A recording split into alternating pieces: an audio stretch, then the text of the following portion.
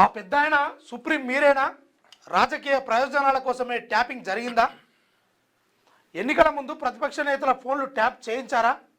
రేవంత్ ఆయన కుటుంబ సభ్యుల ఫోన్ ట్యాపింగ్ మీకు తెలిసే జరిగిందా?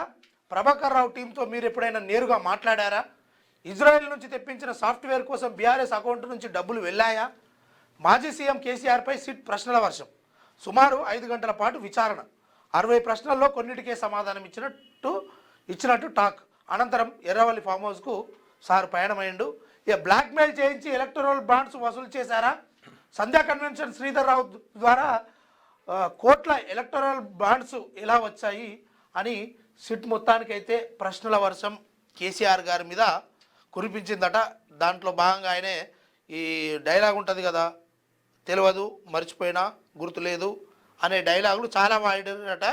అందులో కొన్నిటికి మాత్రమే ఆయన సమాధానం ఇచ్చినట్టు తెలుస్తూ ఉంది.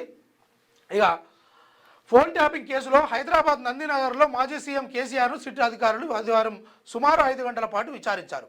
ఎర్రవల్లి ఫామ్ హౌస్ నుంచి మధ్యాహ్నం 2 గంటలకే నందినగర్ నివాసానికి కేసీఆర్ చేరుకున్నారు. SB joint CP Vijay Kumar, DCP Narayana Reddy, investigation officer Venkatagiri, అదనపు డీసీపీ కేఎస్ రావు, గ్రూప్ కమాండర్ గ్రేహౌండ్స్ ఎం రవీందర్ రెడ్డి, ఏసీపీ శ్రీధర్తో కూడిన 6 సభ్యుల బృందం 2వ అంతస్తులో మధ్యాహ్నం 3 గంటలకు విచారణ చేపట్టింది. నిబంధనల ప్రకారం మొత్తం విచారణను పోలీసులు వీడియో రికార్డింగ్ చేశారు. ప్రధాన నిందితుడిగా పేర్కొన్న ఎస్ఐపి మాజీ చీఫ్ ప్రభాకర్ రావు ఇచ్చిన వాగ్మూలం, ఇటీవల కేటీఆర్, హరీష్ రావు విచారణలో వెల్లడైన అంశాల ఆధారంగా సిద్ధం చేసిన సుమారు 60 ప్రశ్నలను కేసీఆర్ ముందుంచినట్టు సమాచారం. అందులో కొన్ని ప్రశ్నలకు కేసీఆర్ సమాధానం ఇవ్వలేదని తెలుస్తున్నది. ట్యాపింగ్ కేసులో నిందితుడిగా పేర్కొన్న టాస్క్ ఫోర్స్ మాజీ డీసీపీ రాధాకిషన్ రావును ప్రస్తావించిన పెద్దాయన, సుప్రీం ఎవరు?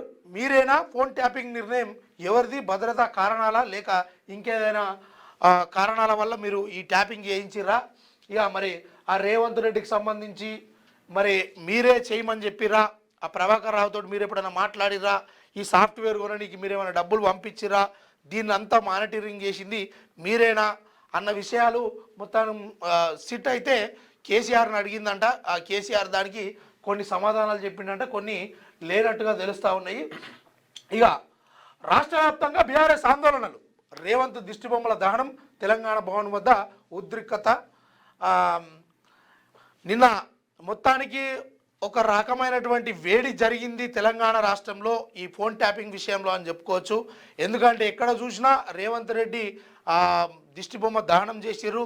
ఇక కొన్ని చోట్లనైతే ఆయన పేరు, ఆయన ఫోటో రాసి దానికి గట్టిగా తాడు కట్టి ఇక మెడకు తాడేసి ఇక పోల్కు మీద వేలాడదీసిర్రు ఉరేసినట్టుగా. ఇట్లా మొత్తానికి ఎన్ని చిత్ర కారణాలు చేయాల్సి వచ్చిందో అన్నీ చేసేసిర్రు.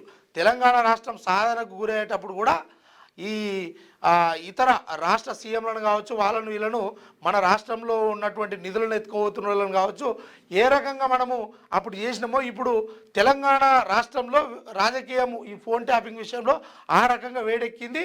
ఇక బీఆర్ఎస్ శ్రేణులు అయితే ఈ రకంగా వ్యవహరించారు. చాలా చోట్ల రాష్ట్రంలోని అన్ని జిల్లాలలో మండలాల వారీగా రోడ్ల మీదకి వచ్చి నిరసనలు తెలిపారు. రేవంత్ రెడ్డి దిష్టి బొమ్మను కూడా దహనం చేసిరు. సిట్ గౌరవించకుండా కేసీఆర్ సహకరించారు. విచారణలో ప్రతి ప్రశ్నకు సమాధానం ఇచ్చారు. ఆయన చిల్లర రాజకీయాలకు వణికిపోయే వ్యక్తి కాదంటుండు కేటీఆర్. ఇక క్యూన్యూస్ పేరు చెప్పి ఎవరైనా వసూళ్లకు, అక్రమాలకు, బెదిరింపులకు గురి చేసిన క్యూన్యూస్కి సమాచారం ఇవ్వండి. క్యూన్యూస్ ఎప్పుడూ ఇలాంటి చర్యలకు పాల్పడదు, ప్రోత్సహించదు. క్యూన్యూస్ ఎల్లప్పుడూ ప్రజా గొంతుకగా ప్రజల సమస్యల కోసం నిరంతరం పోరాడుతుంది. మీకు ఎలాంటి సమస్య ఉన్నా క్యూన్యూస్ని కాంటాక్ట్ అవ్వండి. సంప్రదించవలసిన ఫోన్ నెంబర్ 7569534968 8688926084.